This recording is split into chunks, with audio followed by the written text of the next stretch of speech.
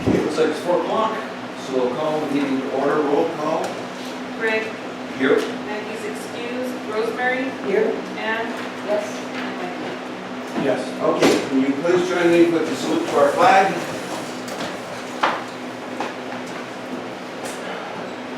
I pledge allegiance to the flag of the United States of America and to the republic for which it stands, one nation, under God, indivisible, with liberty and justice for all. Thank you very much.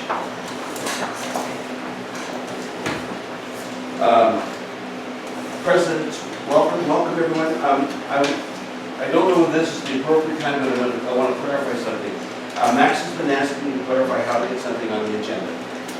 The agenda is currently designed for it to be very general and purposely so. It's been the same agenda since as long as I've been on this thing.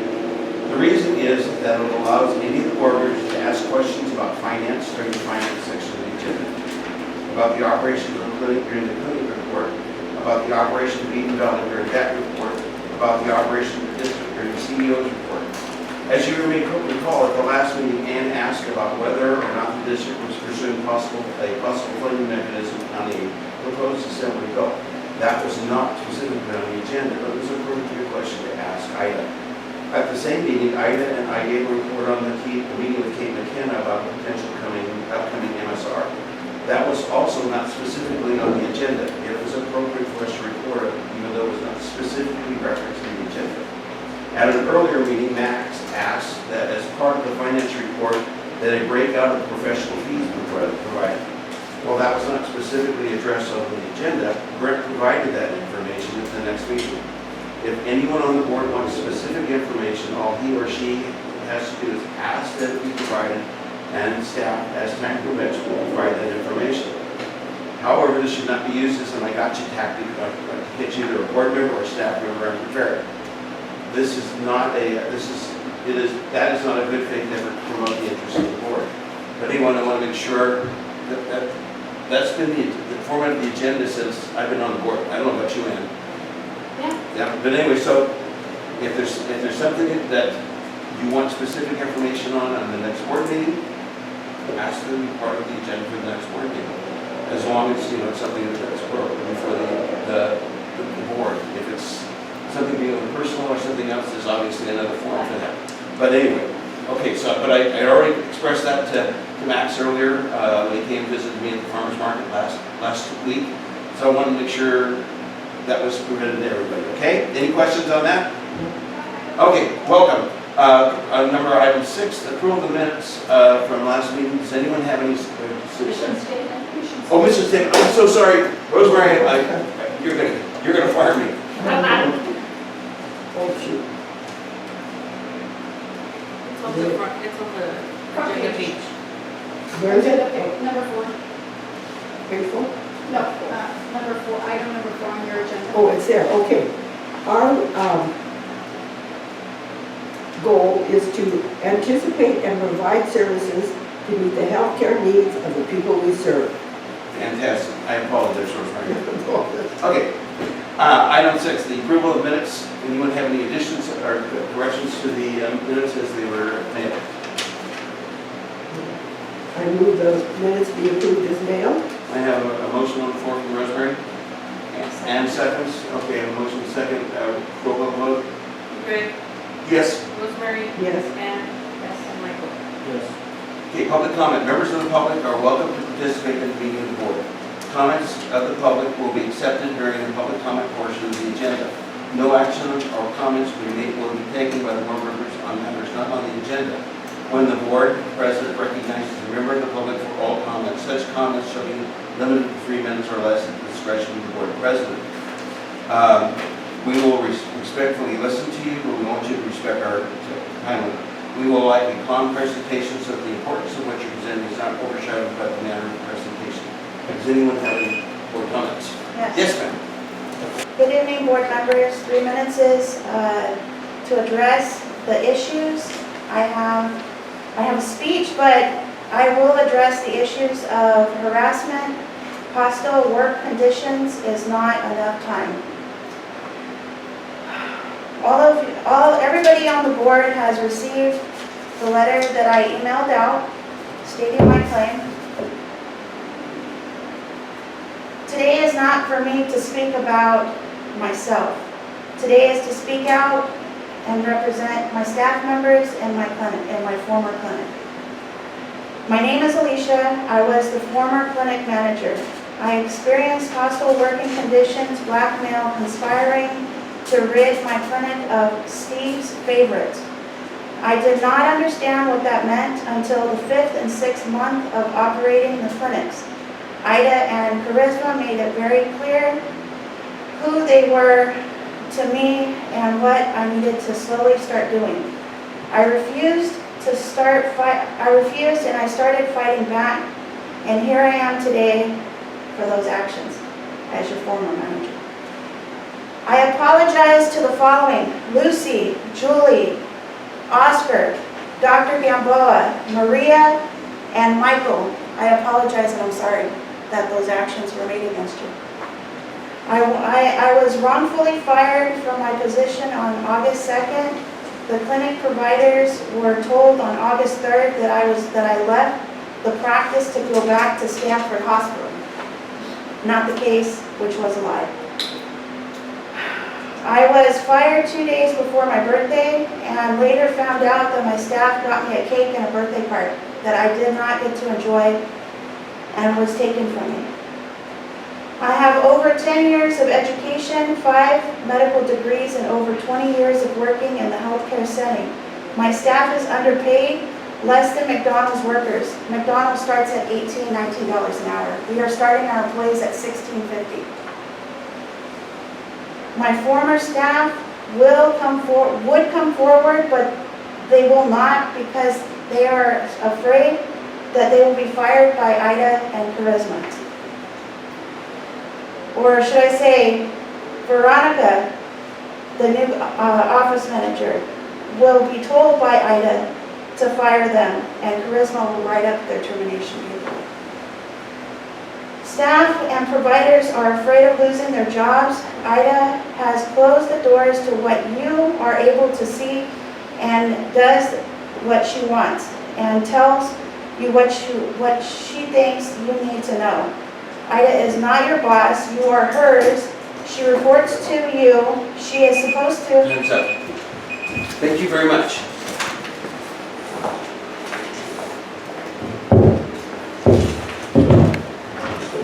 Shortening something like that, that's part of why I asked that we have an agenda item for... Just so you guys know, patient care is being hurt in the clinics. And employees, they should strike and walk out of their clinics because they are being harassed and they are being told they are being harassed. They are afraid to come forward. We've got your letter. Good, I'm on camera and I want the staff to see that I'm stepping I out. understand that, but this... They are afraid to step out. Lucy Please. and Michael and Dr. Gamboa and Oscar are all being harassed. Maria is being harassed. Julia went and had a baby and was told that she couldn't come back. But then they found out she had hours that allowed her to come back and saved her. The 3 minutes are up, ma'am. I got blamed for that because they weren't going to have her come back. Thank you. There's a conspiracy going on, and you guys need to look into it because you have appointed somebody with no medical, Thank you, ma'am. she has no medical history. You need someone who has medical knowledge to run a clinic. Medical knowledge. Thank you.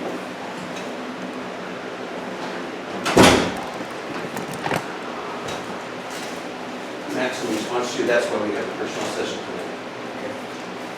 The point is, I was trying to get on the agenda an opportunity for everybody to speak their point and have an opportunity to express that, not just crammed into 3 minutes. And that's what I was looking to do, because if somebody's got something to present to us, we can have someone present to us. Understood, but then there's a appropriate place for that. And remember I talked to you and I said, I will find out what the appropriate place. I went and talked to the lawyer. I kept my promise to you. I said that's what I would do. And she said the appropriate place is personnel. So I did exactly what I promised you that I would do. Okay? But the person that has the complaint is not going to have an opportunity to speak to the board and express their complaint. we have the letter, Max, and she's had an opportunity. So there's a place where this is going to be done. Thank you. Okay. Commissioner's report. So, Brett, I emailed them. I sent it to the back. I didn't get any email. You know what, I apologize, I didn't follow, I just thought he's been on vacation, and so I had, he's a little behind, is what he mentioned in the last meeting.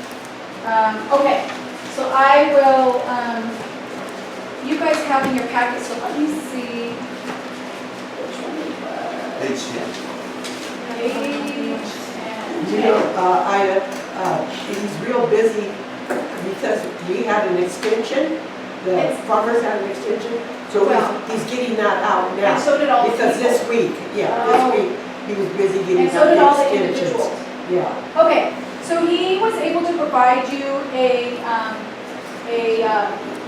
summary of the balance sheet and the audited, the balance sheet for 22 and 23. So I kind of went through myself and looked at some differences. So just some highlights for you. Cash and equivalencies, you guys have seen when you compare to 22. Oh, 10. Page 10. you see that there was a big decline in the cash flow. And that is the dollars that we utilized for the payment of the Women's Center. So you will see that. Patients' accounts receivable, on the other hand, increased significantly. And that is because we are working diligently at collecting on patients' receivables that are outstanding. So the net, and it also is because we're providing a lot more service, as you guys know, here at Eden Valley and at the clinic. More so at Eden Valley, we've expanded the number of rooms we're now utilizing. So in all, you will see a slight decrease in our assets, about 15%. But overall, it still remains to be a strong current asset balance sheet. On the fixed asset portion, the major decrease that I've seen and I noticed was right involved in the construction in progress. He went back and he adjusted it, but that's where the adjustment was. And outside of that, that's pretty in line compared to the previous year. Total assets, year over year. Okay, moving down to current liabilities. One of the items that you see is third-party settlements. And as you guys remember, that is our PPS, right? And so that shows you the percentage of what is due, the amount that is due. And that did increase. And as the years go by, that will increase. We did sign the letter to have the PPS rate eliminated and removed. But that does take time according to the auditor. And we're working on that. So this way, we want to go with Jamie's report and then we'll finish. Okay, we can do that. I am sorry. I am jumping ahead. It's okay. Okay, he just forgot. Thank Want to you, throw a rock Sophie. in it? Jamie, I am so sorry. No, it's okay. Can I use the Yes.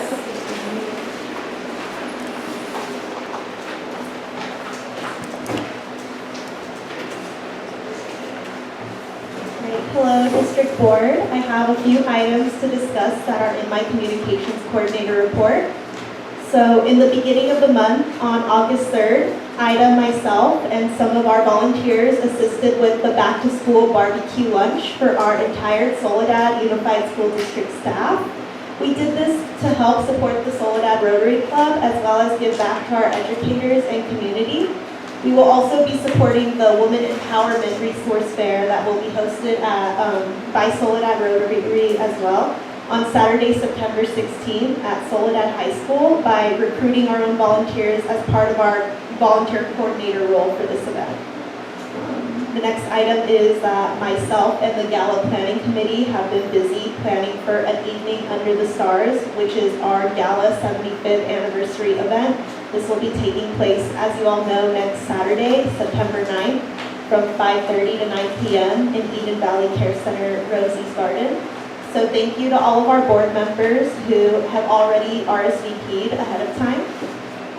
So far, we have received 10 sponsorships for this event, and we look forward to celebrating with everyone as we recognize our 75th milestone for the second time this year.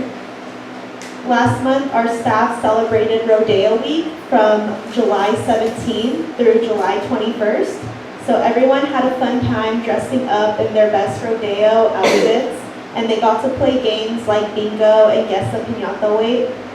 They also got to participate in a chili cook-off on Friday, July 21st, where five participants and staff got to vote in the best overall spiciest chili, and then People's Choice. There was different categories for it. And it was Rosemary Rivera. She's been working here for quite a while. Her chili one. She's like I had the spiciest chili though. Mine was the spiciest. Oh. I didn't get to taste it. So this week, we actually had an all-staff luau party on August 30th. And staff got to have a pulled pork slider with coleslaw, chips, and fruit, lunch provided for them. They also got to dress up in special themed days like Ocean Day on Monday, SpongeBob SquarePants Day on Tuesday, and Hawaiian Shirt Day on Wednesday, along with more games to play like word search and trivia. Staff has a fun time participating in these activities, and they're put together by our Employees Events Committee. As of right now, I'm currently working on our monthly newsletter that will go out tomorrow, September 1st, to 130 of our contacts on S'more. This newsletter will feature a lot of the content of pictures that were taken during these special themed days, during the spirit weeks that we have, and also what takes place at the district during the past month. For our staff highlight feature for this month, we will be recognizing our newly promoted Clinics Operations Manager, Veronica Rios, and our Infections Prevention Nurse, Giovanna Velasquez. For social media outreach, posts that have been made on our social media accounts from July until now include pictures that were taken from a 4th of July barbecue that we had, a pictorial of our activities assistant, Jenny Rodriguez, promoting our sports physicals that took place over the summer, recognizing the passing of our former foundation member, Jack Francione, a pictorial of our LVN Matrice Mace Fair, pictures from Rodeo Week, promoting a breastfeeding awareness walk and health fair that took place on August 3rd, so I promoted that on the Women's Health Center Facebook page. Recognizing National Interns Day, since we do have a lot of volunteers that come and volunteer at Eden Valley as well as the clinics. A pictorial of our activities director, Justin Ortiz, supporting the CNA classroom grand opening at Soledad High School, since that's where a lot of students now in high school are able to learn what it takes to be a CNA in healthcare. A pictorial of our CEO, Ida Lopez-Chan, and promoting the Women Empowerment Resource Fair, as well as promoting the Siembra Latino celebration taking place on September 28th. An Eden Valley Care Center ad that was made by our marketing consultant, Esme Montenegro, and professional pictures that one of our volunteers actually took with Matthew Lopez. He took really nice pictures in Eden Valley's Rosie's Garden, so those were also posted as well as in our email blast. For Constant Contact, which is our email blast platform, since our event is quickly approaching, we have decided to promote on our email blast platform this event once a week, so you all have been seeing those in your email box lately. We have had 6 campaigns for our gala event launched since then to our 356 subscribed contacts on there, and a press release will be going out soon as well. And that concludes my report. That's very full. Very good. Thank you. Oh, Jamie, I'm just gonna add, the foundation is selling these socks. They're support socks, and these are the samples of the styles, and that's for the women. And these, a man also could, these are the larger sizes, could use those. So they're very nice, and you can buy a pair for $20. So that makes money for our scholarship fund. Steve Memorial Scholarship Fund. Yeah. Okay, we're back on the financial report. Can I ask a question on the report itself? We're gonna, Brent said he's on his way. I don't know if you wanted to wait till he arrived. So the question is, it's just, how much money have we been able to set aside to help pay off that obligation? Because we've been pulling plus or minus. Yeah, so it's probably close to 500,000, and that's my goal, is to at least put that much away so that when the bill comes due in a few more months, we have 50% that we can pay off in cash, and 50% that will have to be utilized through a payment option through the state. So probably about half. Okay, so that's good that we've been able to save that kind of money. Where's that being pigeonholed? Yeah, that's what I No was just gonna pigeonhole, ask. it just goes into our account. And, And there's a lot more detail. Our accounts look a little bit lower because I paid off our line of credit, so that was part of my report. Because the line of credit, the interest rate was 9.5%. It was, and we get little interest. It was better that we pay off the line of credit, save that interest, because we weren't getting it in our accounts. So that's where you'll see the difference. so the money that's being saved is, It's just being put in a regular general fund. Actually, no, you'll see it on the report as cumulative, but it's actually being put into the account at First Capital, into the savings. that's that First Capital? Correct, into the savings account. Or whatever. Okay, we can hold off on that and we'll wait for Brent? Okay, is that okay with everybody? Yeah. Okay, Which then- goes back to, and I don't know if you have that in the report, is it AB 112? You know, that one that the government, yeah, the money's already been allocated. I think it went to Watsonville Community and Hazel Hawkins. There were 11, this is memory, so, you know, it was on the news report, I think there That's been in were, the news. yeah, 11 hospitals. Max, if I'm incorrect, please correct me, but I think there were 11 hospitals in the state who qualified and got money. In our area, it was Watsonville Community and Hazel Hawkins. That's correct? That's what the news said. I don't know more about it. Well, that's where my source That's what took. the news story said, that those two facilities got funding from the state. And it was a, the AB 12, I'm pretty sure. yeah, it was a significant amount. Do you remember, Max, how much? 500,000, 1.5, it was some big numbers. It was, Yeah. But I'm confused is because, you know, 60 days ago, it was still in the works.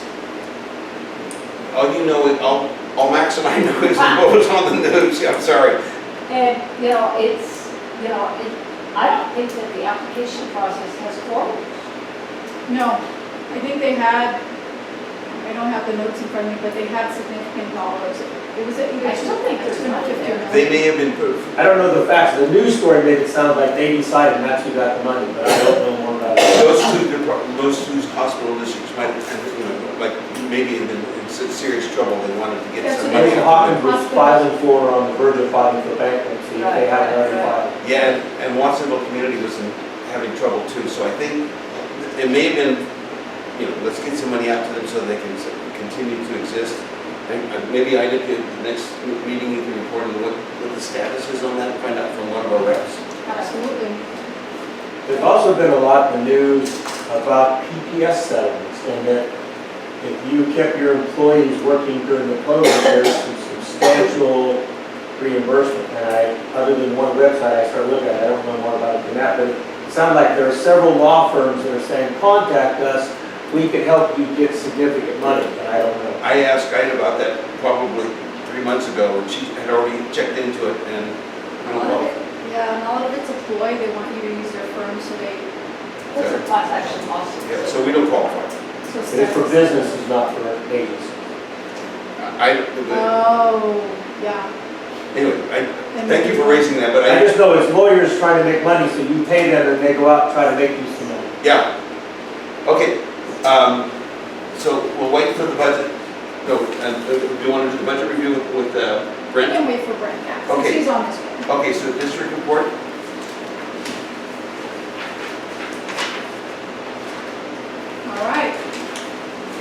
So, good afternoon, everyone.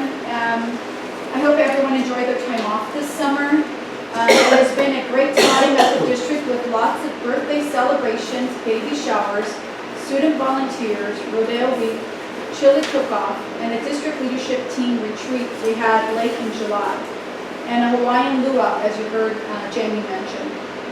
On September 9th is the evening under the stars. We have gotten so much interest, we are up to 69 guests, including our mayor, Kate from LAFCO, and many other sponsors. Our goal is to try to have a board sit at different tables because as ambassadors of the organization, you can help talk about the great things our district does for our community. LAFCO. So this month's LAFCO meeting, Kate McKenna, Executive Officer, reported that she was looking for approval to begin the municipal service review and spirit influence study for the city of Soledad, including and up to the Soledad Cemetery District, the Soledad Mission Recreation District, and the Soledad Healthcare District.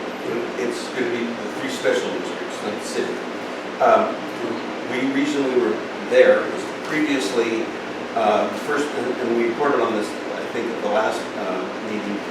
They said some local deficiencies, and so we asked Kate, what are you talking about? And said things, and Kate specifically said at the meeting that it was the cemetery district was having significant problems. I think everyone's aware of that.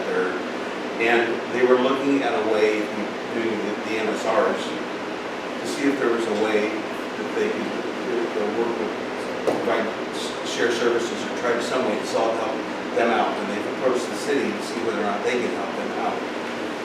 The reason that I have been going for those, if you remember, when we weren't in attendance, we were on the table. And so, but again, we have reported every time what we did, and we made no commitments on the part of the board at those times. The only time any commitment was made was we said when we met with Kate and Marion Luffel, they wanted some kind of a letter from us indicating what we wanted to do with the LAFCO financial liability we have. And we came back to you folks and is it okay for Ida to write a letter? And I thought, was the last meeting, you directed Ida to write that letter. Okay, that was, I wanted to clarify that. So due to a variety of emerging concerns, staff also intended to begin a municipal service review and sphere of influence study for Soledad area public agencies this fall. The study will focus the Soledad Cemetery District, the Soledad Mission Recreation District, the Soledad Community Healthcare District. The task is not in the adopted work plan. It will postpone a task that is in the work program, a routine study of the services and boundaries of 7 Monterey cities in 2024.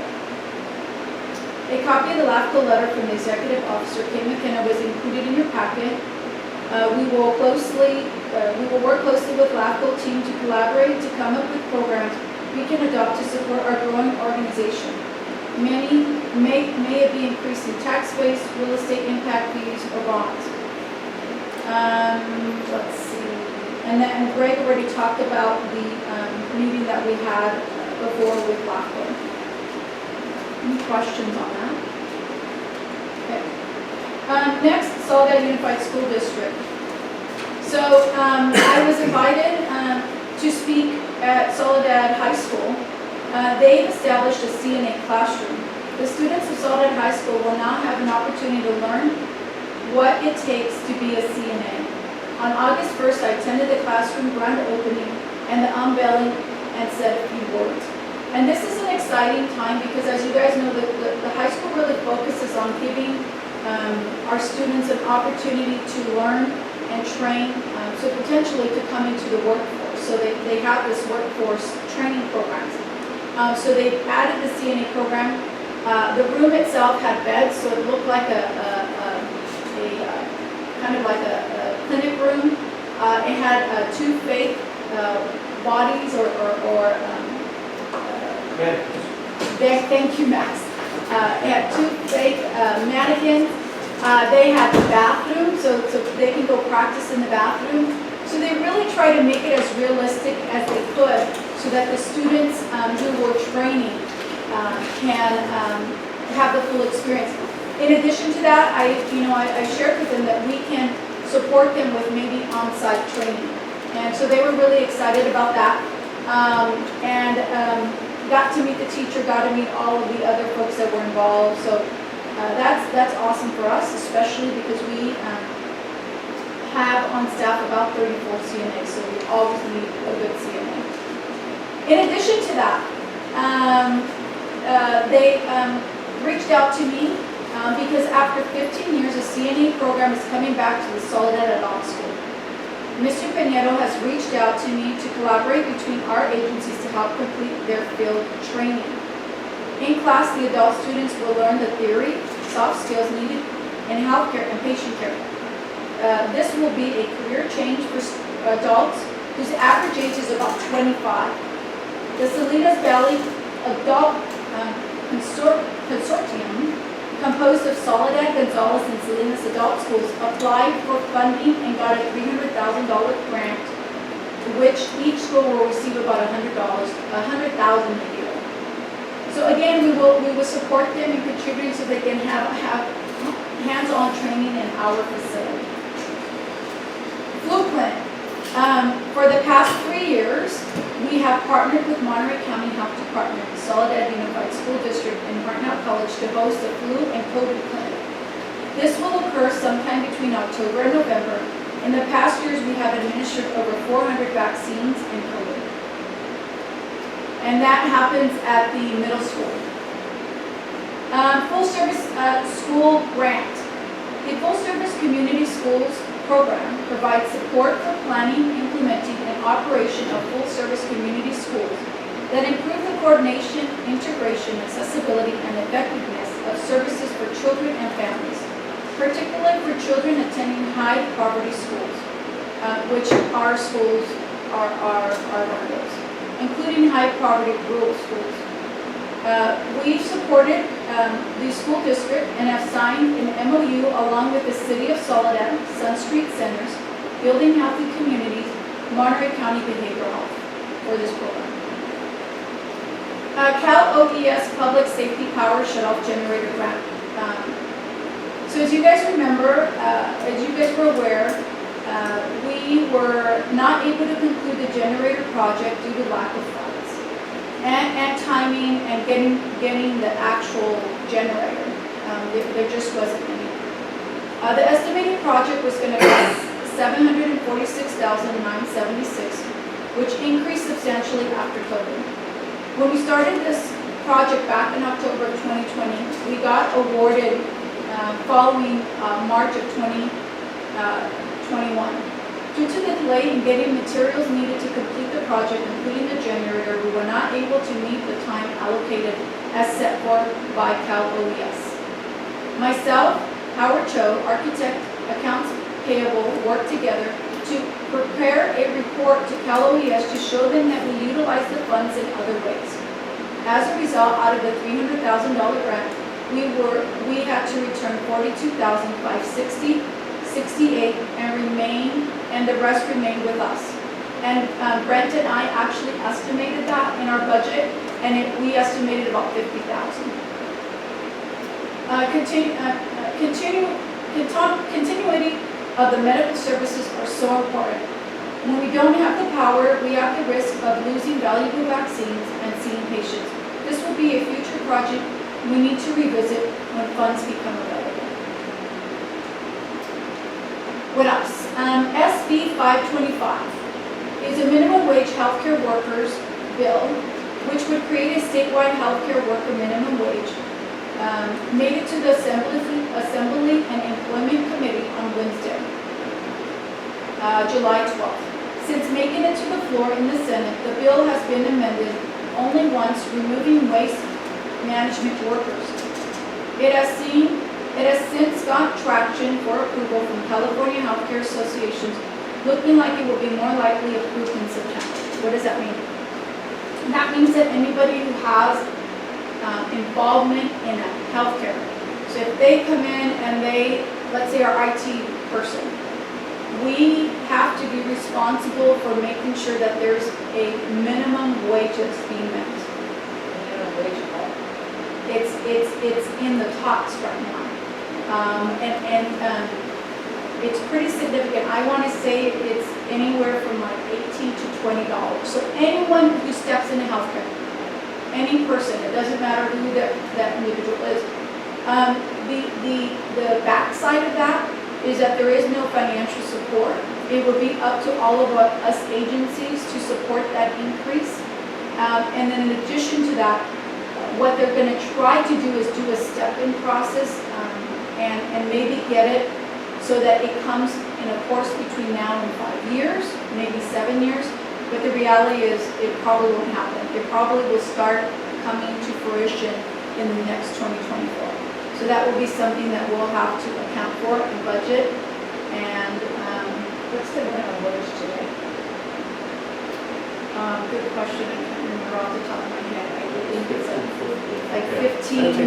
And there's different ones, yeah. So Is anybody at minimum wage here? we're at in our equity gap, we brought everybody up to equity. I think we're maybe 1% of equity gap. So what's the lowest wage someone's making? It's probably the base around 16, 15, maybe base with no experience, just got a first time job. Is normally kind of our base rate. But, you know, it's slowly, We're above minimum on that. yeah. And it's going up, and, you know, we have reviews coming, we're in performance evaluation process, and you all approved up to a 5% increase for performing individuals, so there's that opportunity as well. Finance, May 5th, as you can remember, we applied for the Alliance Medi-Cal Capacity Grant, providing financial investment to practices to make quality improvement interventions. The CBI-QP Care-Based Quality Improvement Program will help practices make sustained improvements in staffing process technology to help improve metrics. We were awarded the grant, and the first payment of $187 would come at the end of the month. And actually just came in July. The second payment in July, which is 23, which is probably come in, they give you these time frames, but it usually is delayed. And then the final payment in October. We did go through our first quarterly March 2023 CBI review on August 3rd. We received a score of 53, which is above our benchmark, which is 100 points out of 100 points or above the 50 percentile. And that's really important to note because when you look at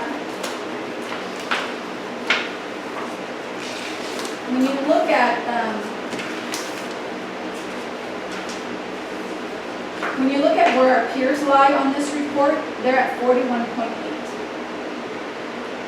So that's just a hats off to our team who works, really diligently to make sure that we're meeting all these metrics. And what you asked me, what is in this?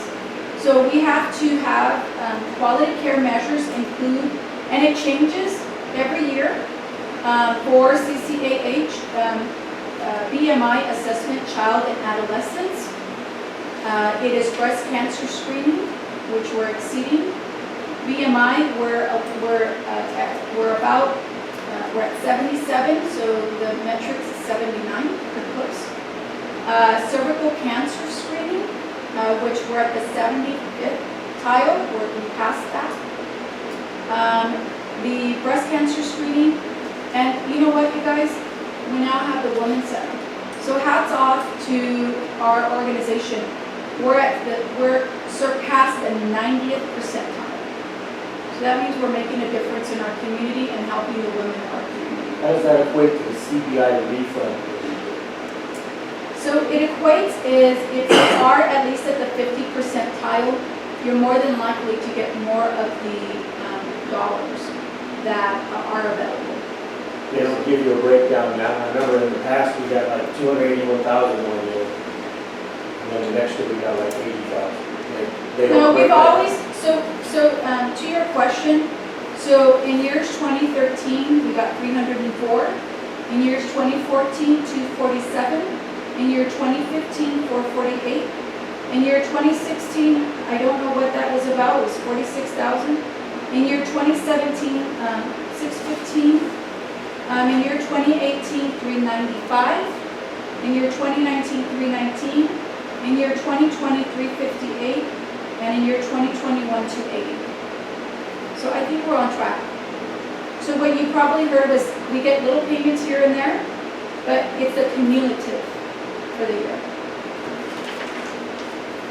Okay, so, hats off to us for the breast cancer screening, cervical cancer screening, we're in the 70th percentile.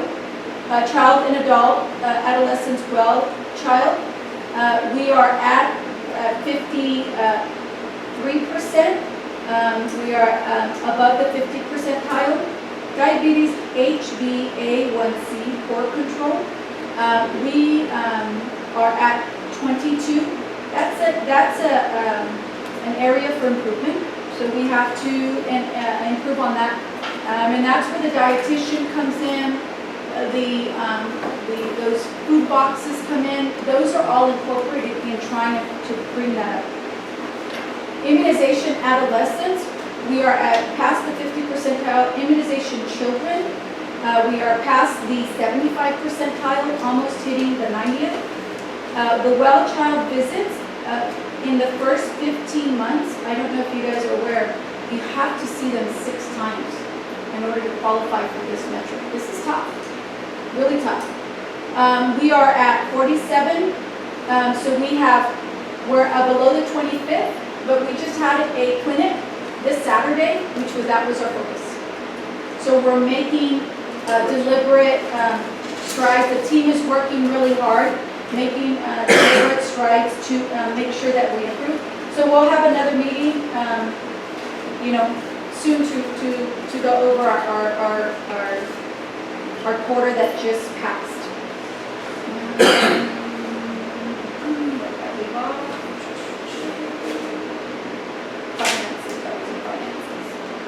Okay. All right. I talked about this in our last meeting.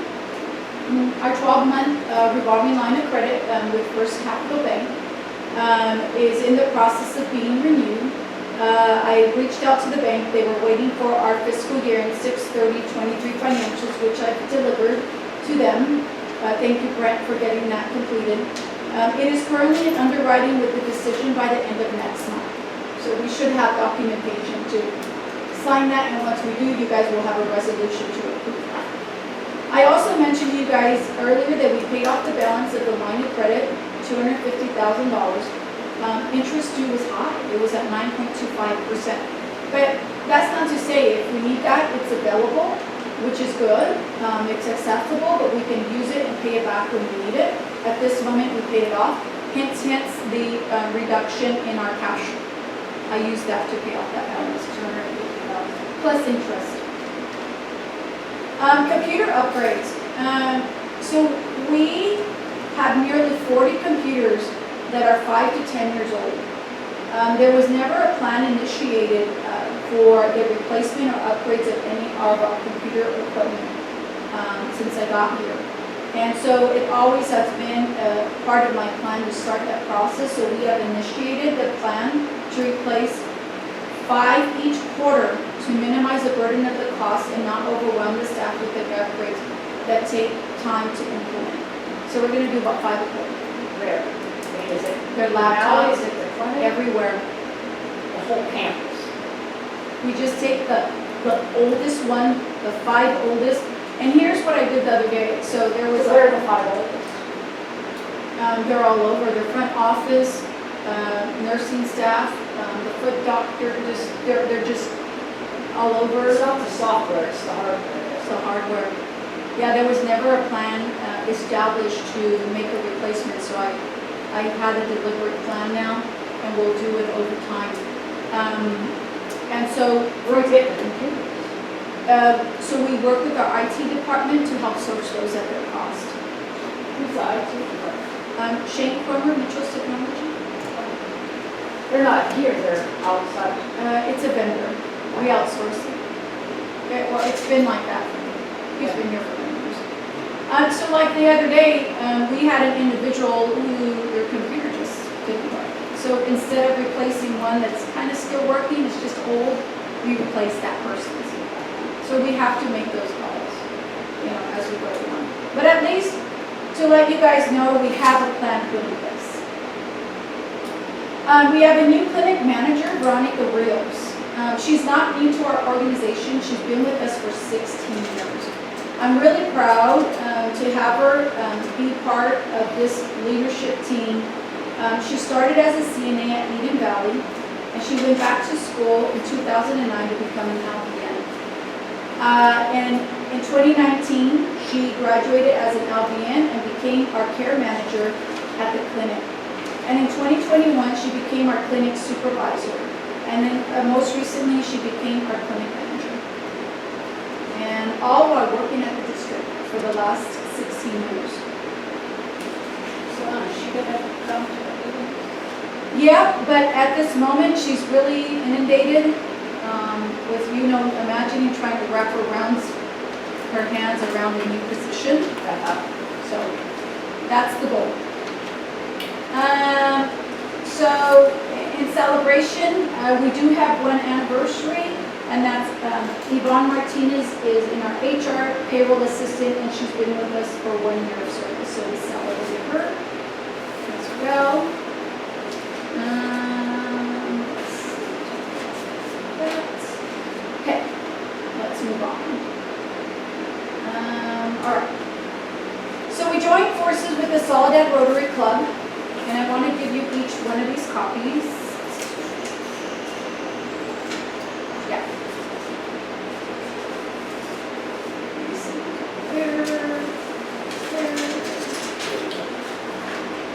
We joined forces with the Soledad Rotary Club to bring the Community Women's Empowerment Resource Fair on September 16th from 11 to 2 p.m. The goal of the event is to provide resources for girls and women of all ages in one central location, the Soledad High School multipurpose, so that all women and girls in Monterey County have what they need to succeed in their lives. There will be women speaking panel, free resource giveaways, free lunch, free workshops like self-defense workshops. So we are a part of that. The Association of California Healthcare Districts, I attend their board meetings, and in September I will be attending their annual conference in Lake Tahoe. I'm a board member of that, if you guys recall. The Center for Nonprofit Excellence for the Community Foundation for Monterey County invited me to attend their circle of community leaders to discuss business needs to help set the training of the next group of leaders.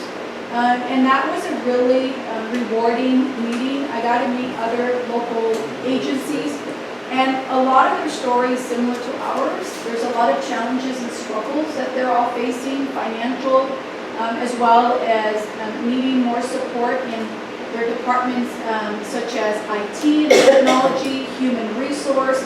So it's good that we get together, and it's people from South County and Peninsula and Salinas, and kind of share best practices and share other challenges that we're all facing. Economic Development Committee meeting, a letter of approval to request funding to establish the Tech Hub, establishing a critical mass high ed individuals to provide manufacturing good. Work with local colleges and communities establishing a center. So this is awesome. They are going to bring a technology hub to our area. We're still pitching the idea, right? So the Economic Development Committee meeting signed off with other local agencies to support that tech hub. And why that's important, because that group will be focused on providing new technologies to all industries, but will also bring a lot of opportunities for our youth, our colleges, to get involved and potentially have these high-tech jobs that you would usually have to go live in San Jose tech areas. We will have it here in our local community. They're anticipating, right now, they talked about having it in Maria. Okay, attended the bond advisory committee meeting for the Soledad Unified School District. I attended the Special District Association of Monterey County dinner at the Bayonet. The speaker this month was Tina Nieto, our Monterey County Sheriff. LAFCO, I followed up with Kate McKenna to the previous meeting comments to get a better insight of the comments made in the previous board packet. And as you can see, you have the new comments based on the conversations that we have with them. And she will be coming to our event next week. Attended the celebration of life for Jack. And that was really special. For those of you, I know I've seen a lot of faces that got to attend. It was really nice to celebrate Jack and all of his commitment. I mean, he was one of the, I was mentioning to the foundation, just a grassroots, passionate individual who really helped be the forefather of our organization and establishment. He gave so much back, and it was so awesome to hear the stories of the individuals who he helped without anyone knowing, from giving jobs to students, from donating his time, his money, and resources. So it was, and Rosemary can add to this, it was decided today by the foundation to create a scholarship in the name of Jack. And the Rotary Club has asked to join forces with us, similar to our Steve Pritt Scholarship, and we give $2,000 a year to a deserving student of Soledad High School. And so to begin to raise funds for that scholarship, we will have a silent auction basket with all the items that's happening in Soledad. Because if you guys remember, that's his motto. So anyone who donates to that on Saturday will be contributing directly to Jack's scholarship. And our goal is to raise $1,000. So hats off, and I checked with the family and they've agreed to this as well. So they're excited about it. I attended the grand opening and unveiling of the new CNA classroom for Soledad High School students. I also was able to say a few words on behalf of our organization. As a chair of the Siembra Latinos Fund, an affiliate fund of the Community Foundation for Monterey County, I attended on September 28th, which is the day of our meeting. We will be attending the annual membership event, which we are sponsors. We will be honoring Dr. Ernesto Vela, Assistant Superintendent of Student Services for MCOE. And I never met him. I actually got to meet him as a result of this scholarship. So he is receiving the Alfred Diaz Infante Scholarship. And if anybody knows Alfred Diaz Infante, he was the CEO of Chispa, but he was a lot more than that. He really knew how to get people involved. He was actually the reason that I got involved with the Community Foundation. And what he would do is that, Ida, I need some help in this other organization. And he would get people involved. He was so instrumental in the development and growing of a lot of organizations. He was the founder of Siembra. And he was really involved in, as you guys know, affordable housing within our community. So this is an award in his honor is going to be given to Dr. Ernesto Vela, and that award was designed by his family, and the family was a part of the entire process. So it's going to be a very special evening for Dr. Vela. I attended the Soledad Unified School District Safety Committee meeting, and as you recall, this is a Big Five event where we will focus on emergency crisis response, including active shooter response, physical safety, mental and wellness, school safety. We review the safety reflections and practices, set top priorities, starting to outline the district safety plan, and we'll be looking at setting up subcommittees. So I'm already on the subcommittee that we're establishing communications for this. So you guys, people will start hearing a lot more of this coming out. And this week I attended the annual CSDA conference held here in Monterey at the California Special District Association, and got to go through a lot of their classes that they offered there at the district. Okay, I talked about it. Max, you had sent me a question, so I just want to make sure. You said, "Hi Ida, I saw Dr. Beltran's medical director contract for Eden Valley listed, but for regular medical contract, I don't have one." And I asked her for it, and I'm meeting That with her. sounds like she never got a written contract. No. But her medical director contract, I understood you hired a new doctor recently. We hired and this is all in agreement with her. She was part of the process with us in going through that. We actually met with her one-on-one at the beginning when our increases started happening. She asked for support, so we were trying to kind of figure out how that can be. In the past, how they did it was they got support from a PA, and we didn't have a PA that was available to do that because we have Oscar, we have Amy, and then we have an NP, but we couldn't get that, so we were trying to find a supplement to do that. And so the only way that we were able to do that was to hire a full-time person, because as you know, Dr. Beltran has. Wait a minute. Are we talking Dr. Beltran for a clinic or an Eden Valley or Eden Valley? She works in the clinic, she also is the I medical know that, director and I now. want to clarify where we're talking about this. This is Eden Valley. So you hire somebody in addition to Dr. Beltran At this moment, yeah. to help her.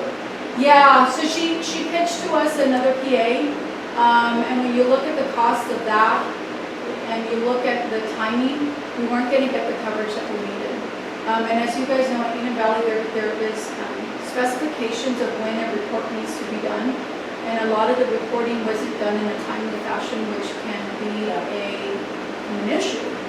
And so she was well aware of that, and all of, I have to tell you, Dr. Bertrand, once we met with her and talked to her, she got back on track. And I think it was the transition from, our average was 30 residents, and we went up to, yeah, it's a big push. Do any patients have another doctor besides Dr. Beltran? There used to be in years past. Not here, Not it's just the medical director. just her.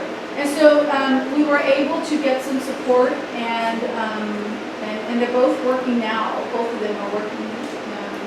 Beltran and the PA are working together. He's not a PA, he's a doctor. Oh, gotcha. He's a medical doctor, yeah. And he's full-time. That's the difference. So my first question is, at the price of a doctor's contract, shouldn't that come to the board to review those contracts? No, It's not like an employee, that's a big dollar contract. No, so our practices are not as such. Those practices are left at the level of the leadership and CEO. So that's where they have lied, and that's been our practices. And I did follow up with your question. I did ask Noelle, and she says, "What's your practice?" And that's what it's been. So that's where we're at. And so we'll remain. Okay. The other question about Dr. Beltran's contract, one thing it says in the contract is that it goes until terminated in writing with a 30-day notice. That's Have you correct. given her a written notice? No, that because it she's comes- working. She's still working. She's still part of our. So she's still getting her $3,000 a month? Absolutely. Okay. She's still providing support. When that time comes, we certainly will follow the agreement as such. Max, we don't want to disrespect her in any way. I'm just asking for She's just been information. such a vital and instrumental employee, and that's why we engaged with her from the beginning, Max, to make sure that she was on board and she agreed, and she was part of the discussions. So we have two doctors. At this moment. And Well, so, like you said, the patient load is a lot higher. and so I do have a meeting scheduled with her to kind of follow up with her on a couple of things. Thank you. I just wanted to make sure I didn't disregard your email. I figured I'd kind of leave it up for today to answer. Any questions for me? One other question on the gala. So, how much of a sponsor, do we have a budget for that? Like, how much of a sponsor do we need to make to break even before we go on the floor? What does it take? So, absolutely. So everything's done with the budget. And so the total event is 14,000. But with the way that things were budgeted in the sponsorships, it's actually turned out a lot nicer than we thought. So like, for example, the silent auctions items, I almost I only budgeted $500, but the reality is we're gonna make way more than that. And if you look at the sponsors, I only budgeted one of each. We've gotten, okay, so just so you know. So we've got an American Supply, Central Coast Federal Credit Union, Costa Family Restaurants or McDonald's.